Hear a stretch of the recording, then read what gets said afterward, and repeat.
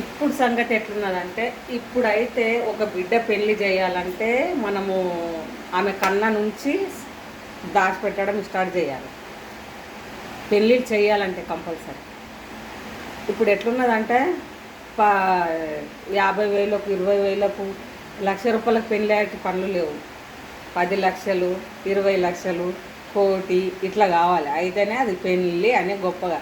నువ్వెంత గొప్పగా చేసినావు పెళ్ళి, నేనెంత గొప్పగా చేసుకుని ఇదే ఉంది. కానీ ఆ పిల్ల జీవితము పెళ్ళి అయినాక ఎట్లుంటుందన్న ఆలోచన లేదు. అదే పైసలు నువ్వు పెళ్ళి కట్టే పైసలు ఒక ఇల్లు కొని ఇల్లు ఆ పిల్లకి జీవితాంతం జీవితం ఇచ్చిన వాళ్ళం అవుతుంది. ఇంకేమి ఇచ్చేట అవసరం లేదు.